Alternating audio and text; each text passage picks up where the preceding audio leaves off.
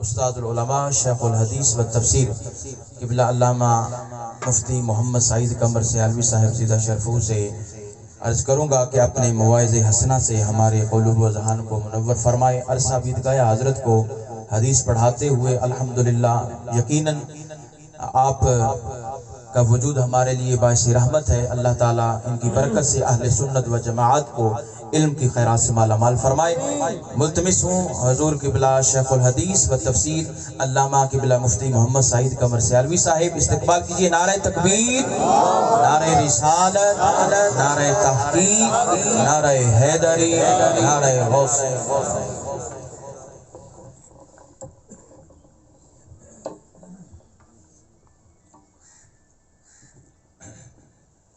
بسم اللہ الرحمن الرحیم۔ الحمدللہ رب العالمین، والصلاة والسلام علی سید الانبیاء والمرسلین، وعلی آلہ واصحابہ اجمعین۔ اما بعد فاعوذ باللہ من الشیطان الرجیم۔ بسم اللہ الرحمن الرحیم۔ قل ان الموت الذي تفرون منه فإنه ملاقيكم ثم تردون إلى عالم الغيب والشهادة فينبئكم بما كنتم تعملون۔ صدق اللہ مولانا العظیم وصدق رسولہ النبی الکریم الامین، ونحن على ذلك لمن الشاہدین والشاکرین، والحمد للہ رب العالمین۔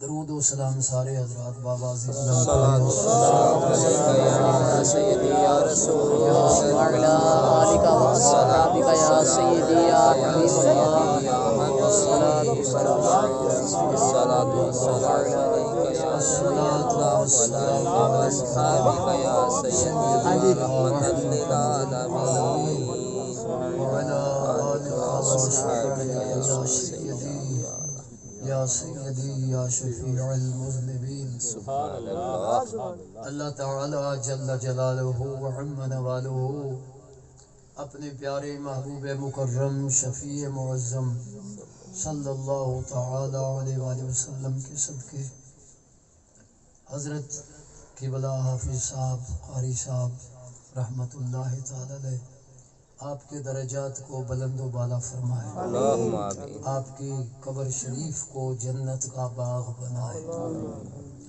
جمیع پسماندگاں کو اللہ کریم صبر اور اس پہ اجر عطا فرمائے۔ حضرات گرامی، یہ ایصال ثواب کی مجالس میں ایصال ثواب کے بارے میں گفتگو کی جاتی ہے، اور صاحبزادہ صاحب یہ بھی فرما رہے تھے کہ عقائد کے بارے میں کچھ عرض کرنا یہ بھی ضروری ہے، اور ہمارے پروفیسر صاحب اللہ تعالیٰ ان کو علم عمل میں اور برکتیں عطا فرمائے۔ یہ بات پہلے اس لیے کر رہا ہوں کہ پھر بھول نہ جائے۔ آپ فرما رہے تھے کہ ابھی تک آپ غم میں ہیں، تو سوگ صرف 3 دن تک جائز ہوتا ہے، 3 دن کے بعد سوگ جائز نہیں۔ تو ان کو بھی اور آپ حضرات کو بھی یہ آگاہ کرنے کے لیے کہ سوگ غم کا نام نہیں ہے، سوگ غم کا نام نہیں ہے کہ تیسرے دن غم ختم کر دو۔ غم ختم کرنا یہ ہمارے بس میں ہی نہیں ہے، اور لا یکلف اللہ نفسا الا وسعہا۔ اب سوگ کیا چیز ہے؟ سوگ ہے زیب و زینت کا ترک کرنا، مثلا غسل نہیں کرنا کہ ہمارا فوت ہو گیا، اچھے کپڑے نہیں پہننے کہ ہمارا فوت ہو گیا، ہاں جی، یہ خوشبو نہیں لگانی کہ ہمارا فوت ہو گیا، یہ خوشبو نہ لگانا، اچھے کپڑے نہ پہننا، غسل نہ کرنا، اس کو کہتے ہیں سوگ۔ یہ جائز ہے 3 دن تک، 3 دن کے بعد جائز نہیں۔ لیکن جس عورت کا خامد فوت ہو جائے اس کے لیے 4 مہینے 10 دن تک یہ سوگ ہے۔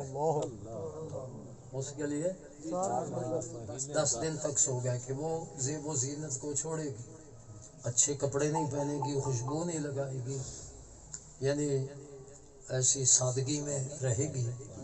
تو اس عورت کے لیے جس کا خامد فوت ہو جائے سوگ 4 مہینے 10 دن ہے، اور یہ اس کی عدت بھی ہے۔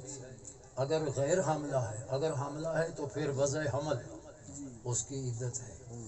جب بھی بچہ پیدا ہو، چاہے 4 مہینے 10 دن سے پہلے پیدا ہو جائے تو اس کا سوگ اور عدت ختم ہو گئی۔ اگر 4 مہینے 10 دن گزر جائیں اور ابھی اس کے پیٹ میں بچہ موجود ہے، پیدا نہیں ہوا، تو جب تک بچہ رہے گا اس کی عدت ہے اور سوگ ہے۔ تو اسی طرح یہ جو ہمارا رونا ہے یہ بھی 2 طرح کا ہے۔ ایک ہے رونا جس میں بے صبری کا اظہار ہو، جیسے بین کرنا، ڈھائیں مار کے رونا، یا اس طرح واویلا کرنا، یہ جائز نہیں۔ یہ تو فوت ہونے کے پہلے دن بھی جائز نہیں۔ اور ایک ہے کہ آنکھوں سے آنسو کا آنا یا دل کا غمگین ہونا، اس کے لیے کوئی مدت معین نہیں ہے۔ رسول اللہ علیہ السلام کے شہزادہ حضرت ابراہیم رضی اللہ تعالی عنہ جو سب سے چھوٹے شہزادہ تھے، جب ان کا وصال شریف ہوا تو حضور ان کو اپنی گود میں لے کر بیٹھے ہیں اور آنکھوں سے آنسو آ رہے ہیں۔ صحابہ کرام رضی اللہ تعالی عنہم وہ چونکہ حضور جب ان کو بتاتے تھے تو مسائل کا پتہ چلتا تھا، اس سے پہلے تو پتہ نہیں تھا۔ تو بعض صحابہ کرام حیران ہوئے کہ حضور بھی رو رہے ہیں، اور رونا تو کسی کی وفات پر رونا تو منع ہے۔ تو صحابہ کرام نے عرض کی یا رسول اللہ یہ کیا ہے؟ تو رسول پاک علیہ السلام نے فرمایا یہ اللہ کی رحمت ہے۔ آنکھوں سے آنسوؤں کا آنا یہ اللہ کی رحمت ہے، اور اللہ تعالیٰ اپنے ان بندوں پر رحمت فرماتا ہے جو بندے بھی رحم کرنے والے ہوتے ہیں۔ اللہ تعالیٰ اپنے ان بندوں پر رحم فرماتا ہے جو بندے رحم کرنے والے ہوتے ہیں۔ تو آنکھوں کے آنسو ہم نہیں روک سکتے، اس لیے یہ جب تک اپنے پیاروں کے لیے آنکھوں سے آنسو آتے رہیں گے یہ اللہ کی رحمت ہے۔ یا دل کا غمگین ہونا یہ ہمارے بس میں نہیں ہے کہ وہ غم نکال دیں۔ ہاں یہ ہمارے بس میں ہے کہ ہم ڈھائیں نہیں ماریں گے، واویلا نہیں کریں گے، بے صبری کا اظہار نہیں کریں گے، بلکہ جب بھی ہم ذکر کریں گے تو انا للہ و انا الیہ راجعون، یا اس طرح کی گفتگو جس سے اللہ تعالیٰ راضی ہے۔ اللہ تعالیٰ راضی ہے کہ ہم اس کے بندے ہیں، وہ جو چاہے کرے، ہم اس کے ہر کام پہ راضی ہیں۔ اس طرح کی گفتگو جس میں بندہ صبر والی باتیں کرتا ہے، نیکی والی باتیں کرتا ہے، یہ بے شک اونچی آواز سے بھی ہو جائے تو یہ تو اللہ کو راضی کرنے والی باتیں ہیں۔ تو اس لیے یہ سوگ اور غم وغیرہ میں یہ فرق ہے۔ اور سوگ کیا ہے؟ زیب و زینت کا چھوڑنا۔ تو یہ سوگ کسی کی وفات پر بھی 3 دن کے بعد جائز نہیں ہے۔ اور عورت کے لیے تو 4 مہینے 10 دن یہ واجب ہے وہ سوگ کرنا۔ تو آیہ مبارکہ جو میں نے تلاوت کی ہے، اللہ تعالیٰ نے ارشاد فرمایا قل ان الموت الذی تفرون منہ، اے محبوب صلی اللہ علیہ وسلم ان لوگوں کو فرما دو کہ بے شک وہ موت جس سے تم بھاگتے ہو، تفرون منہ بھاگتے ہو تم، فإنہ ملاقیکم وہ تمہیں بھاگنے نہیں دے گی، وہ مل کے رہے گی۔ جتنا بھاگ لو فَإِنَّهُ مُلَاقِيكُمْ ثُمَّ تُرَدُّونَ إِلَىٰ عَالِمِ الْغَيْبِ وَالشَّهَادَةِ، پھر تم مرنے کے بعد لوٹائے جاؤ گے اس اپنے اللہ کی طرف جو تمہارے چھپے حالات بھی جاننے والا ہے اور تمہارے ظاہری حالات کو بھی جاننے والا ہے۔ عالم الغیب والشہادہ فَيُنَبِّئُكُم بِمَا كُنتُمْ تَعْمَلُونَ، پھر وہ تمہیں آگاہ کرے گا ان کاموں سے جو تم کرتے تھے۔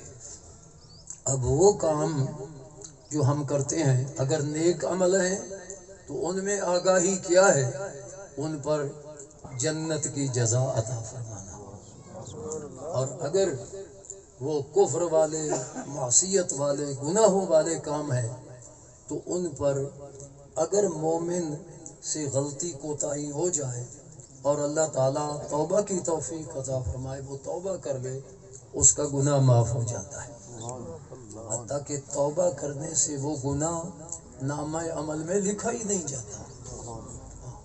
اور التائب من الذنب کمن لا ذنب لہ، گناہ سے توبہ کرنے والا ایسے ہے جیسے اس نے گناہ کیا ہی نہیں۔ اللہ تعالی ہم سب کو یہ توبہ کی توفیق دے، ہم توبہ کرتے رہیں، اللہ تعالیٰ سے ڈرتے رہیں۔ یاد رکھیے کہ مومن کے لیے یا کسی بھی فرد کے لیے جو جہنم کے عذاب سے بچنا اور جنت کا حاصل کرنا، اس کے لیے دو چیزیں بڑی ضروری ہیں۔ ایک تو ہے عقیدے کا صحیح ہونا، عقیدے کا صحیح ہونا، اور دوسری چیز ہے عمل کا صحیح ہونا۔ دوسری چیز ہے قرآن کریم میں سب سے پہلی جو آیت اس مضمون کی ذکر فرمائی اللہ تعالیٰ نے تو وہ کیا ہے؟ وَبَشِّرِ الَّذِينَ آمَنُوا وَعَمِلُوا الصَّالِحَاتِ، اے پیارے محبوب صلی اللہ علیہ وسلم، خوشخبری سنا دو ان لوگوں کو جو ایمان لائے اور انہوں نے اچھے عمل کیے، ان لہم جنات تجری من تحتها الانہار، کہ ان کے لیے وہ جنتیں ہیں جن کے نیچے نہریں جاری ہیں۔ وہ کیا کون سی نہریں ہیں جو جاری ہیں؟ وہ نہریں، ان کا ذکر آگے جا کر فرمایا کہ مثل الجنت التي وعد المتقون، کہ وہ جنت جس کا وعدہ متقیوں سے کیا گیا ہے، اس کی حالت، اس کی صفت یہ ہے فیہا انہار من ماء غیر آسن، کہ اس میں اس پانی کی نہریں ہوں گی جو پانی کبھی اس کا ذائقہ خراب نہیں ہوگا۔ پانی بھی جب رکا رہے تو اس کا ذائقہ، رنگ خراب ہو جاتا ہے نا، لیکن وہ جنت کا پانی جو ہے اس کا ذائقہ من ماء غیر آسن وانہار من لبن لم یتغیر طعمہ، اس میں نہریں ہوں گی اس دودھ کی جس کا ذائقہ کبھی خراب نہیں ہوگا۔ دودھ بھی پڑا رہنے سے خراب ہو جاتا ہے نا، اور آج کل تو خصوصاً دودھ کا حال یہ ہے کہ اس میں پتہ نہیں کیسے کیسے پاؤڈر ملا کر وہ دودھ بنا دیتے ہیں، ہاں جی، جو پینے سے بجائے طاقت کے اور بیماریاں لے آئے۔ اور وہ کیسا دودھ ہوگا جو جنت میں اللہ تعالیٰ عطا فرمائے گا، لم یتغیر طعمہ۔ پھر اب تو کلو وہ 100 کے قریب چلا گیا نا، تو وہاں جو دودھ ہے وہ نہر ہے، اور وہ نہر ہر جنتی کے گھر سے نکلے گی، ہر جنتی کے گھر سے، ہاں، یعنی دودھ لینے کے لیے جنتی کو اپنے گھر سے باہر نہیں جانا پڑے گا، پانی لینے کے لیے گھر سے باہر نہیں جانا پڑے گا۔ لبن لم یتغیر طعمہ وانہار من عسل مصفی، اور صاف کیے ہوئے شہد کی نہریں ہوں. صاف کیا ہوا شہد، خالص شہد، ملاوٹ والا خالص، اس کی نہر ہر جنتی کے گھر سے گزر رہی ہے. ہاں اس کے لیے کوئی کلو یا کوئی برتن نہیں، جتنا لینا چاہو. پھر یہاں دنیا میں یہ بھی ہے کہ شہد اچھا تو ہوتا ہے، میٹھا تو ہوتا ہے، لیکن زیادہ مقدار میں کھا لینے سے گرمی ہونے کا خطرہ ہے. وہاں جتنا بھی کھاؤ گرمی بھی کوئی نہیں، بیماری کوئی نہیں. اللہ اکبر، بیماری کوئی نہیں. وہاں یہاں تو تھوڑا سا مقدار سے زیادہ پی لیں تو پیٹ پھول جاتا ہے، اٹھنے بیٹھنے سے عاجز آ جاتے ہیں. تو وہاں جتنا مرضی پیو، ہاں جی، کوئی آپ کو بد ہضمی کا خطرہ نہیں ہے، یا معدے میں پیٹ میں بوجھ ہونے کا کوئی خطرہ نہیں ہے. ادھر کھایا پیا، ادھر فوراً ہضم ہو گیا. اور کھانے پینے کو ہضم کرنے کے لیے یا اپنے آپ کو اس سے خالی کرنے کے لیے کوئی بات جانے کی ضرورت نہیں ہوگی. وہاں تو کوئی بو والی چیز نام کی نہیں ہے. جتنا کھایا وہ پسینے کے ذریعے نکل گیا، جتنا پیا وہ پسینے کے ذریعے نکل گیا. اور پھر دنیا میں ہمارا پسینہ بھی بو والا ہے. نکلے پسینہ، کپڑے تر ہو جائیں، جسم تر ہو جائے تو بو آنا شروع ہو جاتی ہے. دوسرے ساتھ والے وہ کراہت محسوس کرتے ہیں. تو جنت میں جو پسینہ نکل رہا ہے ہر جنتی کا، ہم الحمدللہ ہم مومنوں کا جو پسینہ نکلے گا وہ کستوری سے زیادہ خوشبودار ہوگا.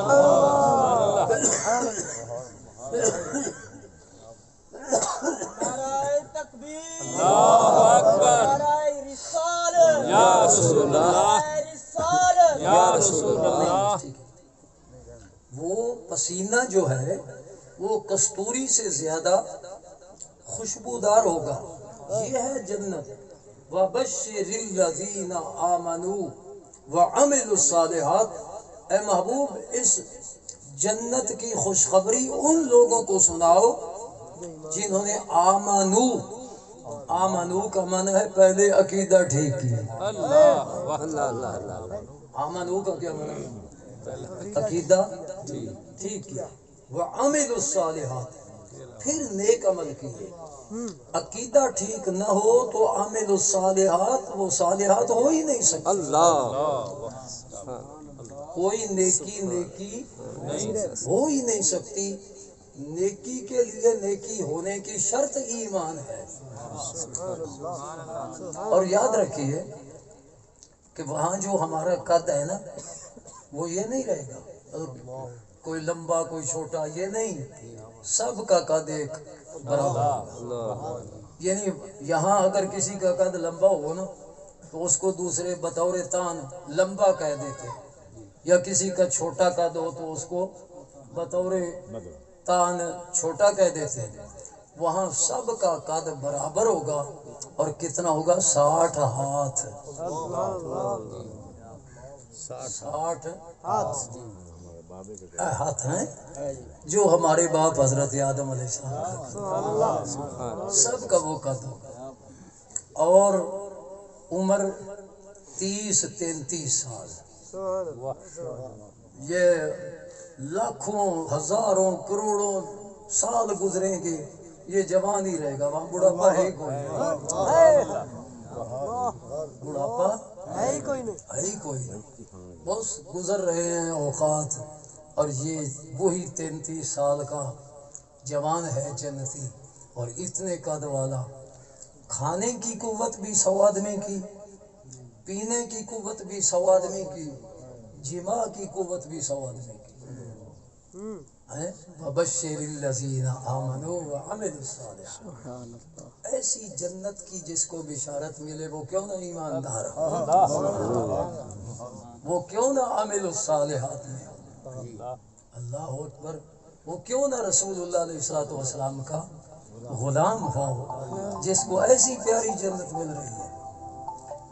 اور یاد رکھیے، میں تو کئی بار یہ کہا کرتا ہوں کہ سکھ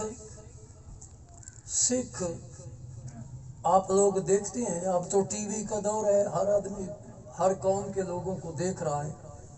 سکھ اگر کوئی وزیر ہے، کوئی مشیر ہے، کوئی پروفیسر ہے، کوئی کچھ ہے، تو اس کی داڑھی بھی ہوگی، اس کے سر پہ پگڑی بھی ہوتی ہے، پگڑی بھی رکھتے ہیں۔ کوئی سے کیسا ہے جو آپ نے دیکھا ہو کہ اس نے سر پہ پگڑی نہ باندھی ہو، کہ میں تو پروفیسر ہوں، کالج میں کیا بنے گا، یونیورسٹی میں وہ کیا کہے گی کہ پگڑی سر پہ رکھی ہوئی ہے، داڑھی بھی ہے، وہ شرما نہیں۔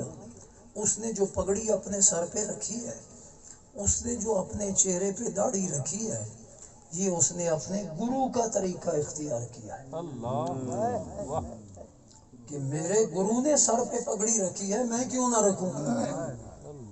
پروفیسری اپنی جگہ، جج ہے اپنی جگہ، وزیر ہے اپنی جگہ، جو میرے گرو کی صورت ہے میں صورت بھی وہ بناؤں گا، اور جو لباس میرے گرو کا ہے اپنا لباس بھی وہی رکھوں گا۔ تو سکھ کو اپنے گرو سے محبت ہے نا۔ اب کہاں اس کا گرو اور کہاں تیرا پیارا محبوب،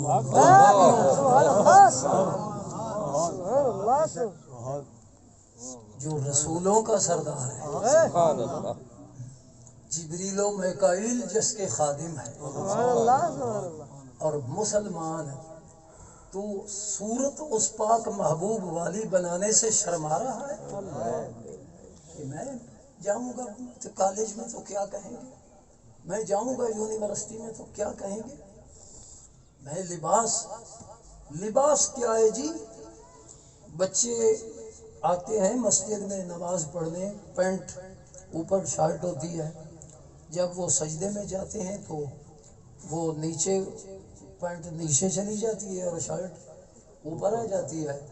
جس جگہ کا پردہ فرض تھا وہی جگہ ننگی ہوتی ہے۔ یہ نماز پڑھی جا رہی ہے۔ رسول اللہ علیہ السلام کا امتی وہ ہے جو اس بات کو پسند کرے کہ میری صورت ہوگی تو صورت محمد صلی اللہ علیہ وسلم، میرا لباس ہوگا تو لباس محمد صلی اللہ علیہ وسلم۔ کم از کم یہ جنت ایسی تو نہیں نہ مل جائے گی، اپنے آپ کو ہم غلام محمد بنا لیں صلی اللہ علیہ وآلہ وسلم۔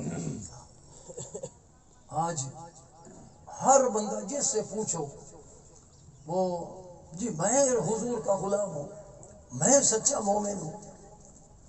اور ایک تو ہماری وہ جماعت ہی عجیب ہے کہ جنہوں نے مومن کہلانے کا ٹھیکہ ہی لے لیا کہ مومن تو صرف ہم ہیں، چاہے بیٹھے دھوئیں پہ بیٹھے رہے۔ میں گزر رہا تھا، وہ ہمارے قریب قبرستان ہے، وہاں ایک وہ بنایا ہوا ہے گنبد والا، قبر بنائی ہوئی ہے، اس کے باہر دھواں سا ہے اور وہاں بیٹھے ہوتے ہیں، انہوں نے راکھ اپنے سر پہ اور جسم پہ ملی ہوتی ہے اور تقریباً ننگے وہ بیٹھے ہوتے ہیں۔ وہاں سے ایک لڑکا گزرا سائیکل پہ، کافی عرصے کی بات ہے، وہ سائیکل کھڑا کر کے وہ ننگے دڑنگے جو بیٹھا تھا آگ پر اوپر راکھ مل کے اس کو جا کر گھٹنے کو ہاتھ لگایا اور پھر ایسے کیا، پھر واپس آیا سائیکل لے کر۔ میں بھی پہنچا، میں نے کہا بیٹا یہ کیا کیا ہے اور یہ کیوں؟ کہا جی یہ پہنچا ہوا بزرگ ہے اور میں نے اس کو سلام کہا ہے۔ میں نے کہا یہ کہاں پہنچا ہوا ہے؟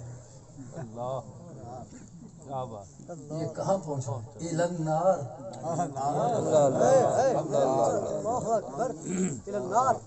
کہاں پہنچا ہوا ہے؟ الی النار۔ پھر وہ اپنے اس دھوئیں کو اندازہ لگاؤ، وہ فخر کرتے ہیں کہ اتنا عرصہ ہوا ہم نے اس کی آگ کیوں، یہ علی کا مچ ہے، یہ علیحدہ مچ ہے بھئی، اگر وہ علیحدہ مچ ہے تو بتاؤ علی المرتضیٰ رضی اللہ عنہ آگ کی پوجا کرتے تھے؟ اعوذ باللہ من ذالک۔ جب ایران کے جو تھے نا مجوسی، انہوں نے ایک آتش کدہ بنایا ہوا تھا اور اس کی آگ 1000 سال ہو چکا تھا، نہیں انہوں نے بجھنے دی تھی۔ کتنا عرصہ؟ آگ نہیں بجھنے دی تھی۔ کیوں؟ کہ آگ ان کا معبود تھی اور وہ اپنے معبود کو مرنے نہیں دے رہے تھے۔ ہمارا معبود مر جائے، 1000 سال سے آگ نہیں بجھنے دی تھی۔ رسول اللہ علیہ السلام کی ولادت باسعادت ہوئی تو وہ آگ بجھ گئی۔ سبحان اللہ، صدقے یا رسول تو یہ آگ جلانے والے نہیں ہیں، یہ آگ بجھانے والے ہیں۔ لبیک لبیک لبیک یا رسول اللہ، لبیک لبیک لبیک یا رسول اللہ، لبیک لبیک لبیک یا رسول اللہ صلی اللہ۔ سمجھ آئیے نا، حضرت علی المرتضیٰ وہ آگ والے نہیں ہیں، یہ مچ علی المرتضیٰ کا نہیں ہے، دھوکہ دے رہا ہے۔ یہ شیطان کا مچ ہے یا مجوسی کا مچ ہے، اور اب ملنگ اس مجوسی کے راستے پہ چل رہا ہے۔ علی المرتضیٰ کا نام تو ایسے لے رہا ہے دھوکہ دینے کے لیے۔ علی المرتضیٰ رضی اللہ تعالی عنہ کہ جن کی کعبہ میں ولادت ہوئی ہے اور مسجد میں شہادت کثیرہ میسر نہ شد ای سعادت، بکعبہ ولادت با مسجد شہادت۔ حضور علیہ السلام اپنی شہزادی سیدہ خاتون جنت رضی اللہ عنہ کے گھر تشریف لے گئے، گھر میں علی المرتضیٰ موجود نہیں ہے۔ تو پوچھا کہ بیٹی تیرے شوہر؟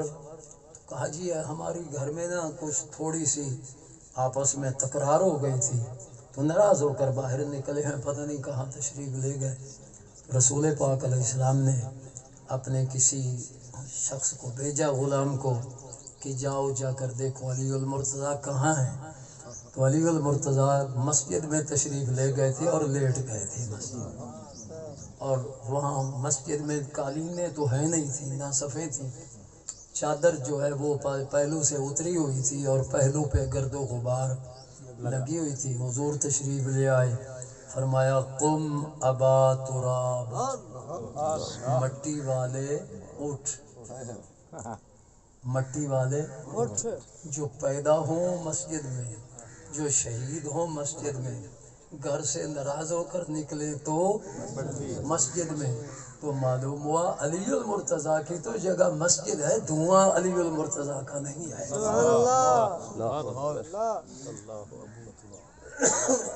آج عجیب بات ہے کہ ہم حسنین کریمین کے غلام ہیں، ہم حسنین کریمین کے غلام ہیں۔ بھائی حسنین کریمین کے غلام ایسے ہوتے ہیں جن کی صورت مجوسیوں والی ہو، جن کی شکل مجوسیوں والی ہو، جن کی شکل وہ ہندوؤں اور انگریزوں والی ہو۔ علی المرتضیٰ کے غلام، حسنین کریمین کے غلام وہ ہیں جن کی ہر ادا سنت مصطفیٰ، جن کی ہر ادا سنت مصطفیٰ۔ یہ آگے کہتے ہیں کہ ایسے پیر طریقت، آج تو پیر بھی عجیب ہی ہے نا، آج تو پیر بھی بہت کم ایسے ملتے ہیں کہ جن کی ہر ادا سنت مصطفیٰ۔ اللہ اکبر، جب تک وہ پیر تھے جس کی ہر ادا سنت مصطفیٰ، ایسے پیر طریقت پہ تو اس وقت مریدوں کا حال یہ تھا کہ وہ تہجد گزار ہوتے تھے، اور آج جب گرو جی نہ دے او کی کہنے دے چیلے جان چھڑا، اس لیے آج اکثر میں تو بڑے بڑے آستانے جن پر علم تھا، درویشی تھی، آج درویشی سب میرے جیب میں، ہاں وہ واسکٹ کی جیب میں تھا۔ ایک جمعے کے دن مجھے آدمی ملا، وہ کہنے لگا کہ میں بیعت ہونے کے لیے گیا، وہ میرے جو پیر صاحب تھے وہاں بوٹی بھی چل رہی تھی، وہاں بھنگ بھی چل رہی تھی، تو انہوں نے کہا بیٹا یہ درویش اور ہوتے ہیں، مولوی اور ہوتے ہیں، یعنی درویشی، اب شریعت کی مخالفت کو درویشی کا نام دے دیا، بھنگ پینے کو، شراب نوشی کو، نشے کو اب درویشی کا نام دے دیا۔ اگر یہی درویشی ہے تو پھر اسلام کس چیز کا نام ہے؟ اللہ فرمایا انما الخمر والمیسر والانصاب والازلام رجس من عمل الشیطان، یہ تو شیطان کا عمل ہے، اور آج شیطان کے عمل کو درویشی کا نام دیا جا رہا ہے۔ اور پھر آج کل ایک اور بات بڑی عجیب ہے کہ نام سنی اور کام ہر رافضیوں والا، عقیدہ رافضیوں والا، اور نام سنی، عقیدہ خارجیوں والا اور نام سنی۔ کیوں کہ مشہور جو ہو چکا ہے کہ حق مذہب اہل سنت و جماعت، اور یہ حق بھی ہے، یہ حق بھی ہے کہ مذہب حق کون سا ہے؟ اہل سنت۔ یہ اسی کو سواد اعظم کہتے ہیں، سواد جماعت کو کہتے ہیں، اعظم کا معنی بڑی، سواد اعظم یعنی بڑی جماعت۔ اور نبی کریم علیہ الصلوۃ والسلام نے فرمایا اتبعوا السواد الاعظم من شذ شذ فی النار، کہ اس بڑی جماعت کی پیروی کرو جو اس بڑی جماعت سے جدا ہوا وہ جدا ہو کر جہنم میں گیا، جدا ہو کر جہنم میں گیا۔ یہ جتنے اس جماعت سے نکلنے والے لوگ ہیں وہ اپنا نام بڑا خوبصورت رکھتے تھے، وہ اپنا نام خوبصورت نام رکھتے تھے، لیکن جو حق جماعت والے لوگ تھے وہ ان کا جو حقیقی نام تھا اس سے ان کو پکارتے تھے۔ مثلا خارجی لوگ،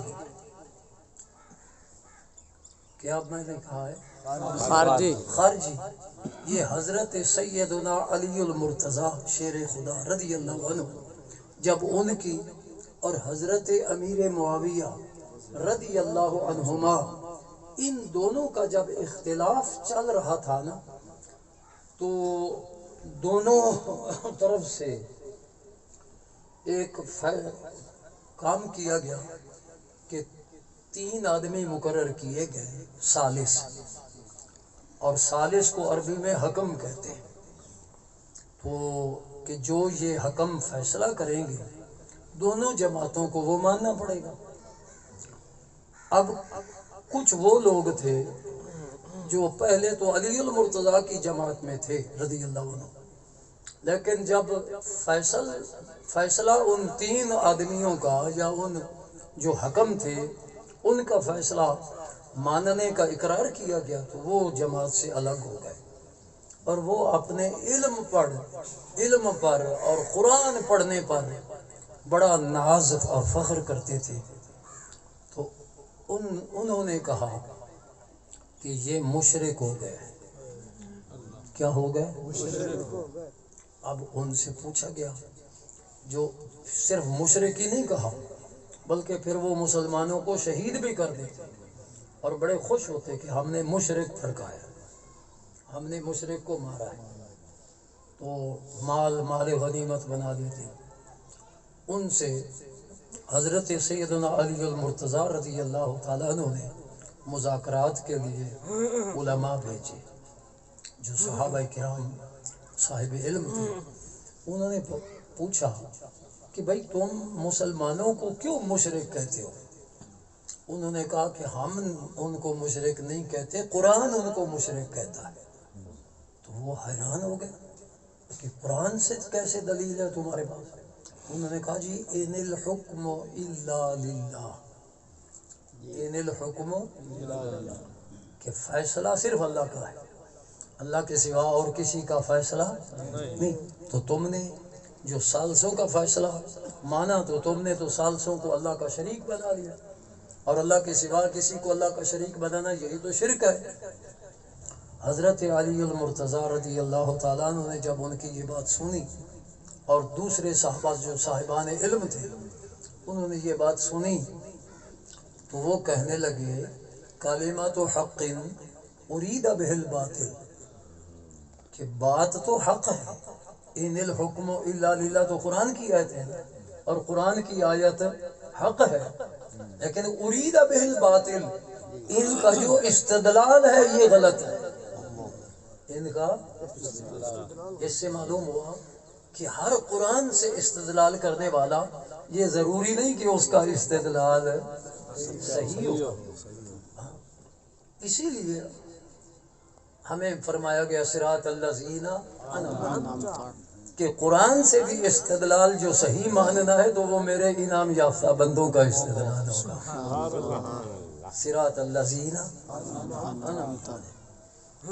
اچھا، ان کو اب صحابہ کرام نے فرمایا کہ اگر ثالث مقرر کرنا تمہارے اس استدلال کے مطابق صحیح مانا جائے تو پھر قرآن کریم میں ہے کہ اگر میاں بیوی کا آپس میں اختلاف ہو جائے فَإِنْ خِفْتُمْ شِقَاقَ بَيْنِهِمَا فَابْعَثُوا حَكَمًا مِّنْ أَهْلِهِ وَحَكَمًا مِّنْ أَهْلِهَا، تو ایک ثالث مرد کی طرف سے ہو، ایک ثالث عورت کی طرف سے ہو، فَابْعَثُوا حَكَمًا مِّنْ أَهْلِهِ وَحَكَمًا مِّنْ أَهْلِهَا، یہ حکم مقرر کرو۔ تو یہ قرآن پھر حکم مقرر کرنے کا جو حکم دے رہا ہے، تو کیا یہ قرآن بھی شرک کا حکم دے رہا ہے؟ اب اتنا بڑا جب جواب ان کو مل گیا، یا تو اس کا کوئی جواب دیتے یا پھر اپنے اس عقیدے سے رجوع کرتے، نہ انہوں نے اپنے عقیدے سے رجوع کیا اور نہ اس سوال کا ان کے پاس کوئی جواب۔ آج بھی ان کے پیروکار جب ہم اہل سنت و جماعت ان کے کسی استدلال پر ہم ان سے دلیل کے طور پر ان کو دلیل پیش کرتے ہیں تو الحمدللہ ہماری دلیل کا ان کے پاس جواب نہیں ہوتا۔ اچھا، وہ جو خارجی تھے نا، انہوں نے اپنا نام اہل العدل، اہل التوحید، عدل والے، توحید والے، لیکن جو جماعت تھی نا اہل سنت و جماعت، انہوں نے کہا یہ عدل والے نہیں ہیں، یہ توحید والے نہیں ہیں، بلکہ یہ سچی جماعت سے خارج ہونے والے لوگ ہیں۔ سچی جماعت سے خارجی، آج تک ان کا نام خارجی جو مشہور ہوا، یہ کیوں مشہور ہوا؟ یہ اس وقت کے مسلمانوں نے جو اہل سنت و جماعت تھے، جو مسلمانوں کی جماعت کے ساتھ وابستہ رہنے والے تھے، انہوں نے ان کا یہ نام خارجی رکھا تھا۔ ایک اور جماعت پیدا ہوئی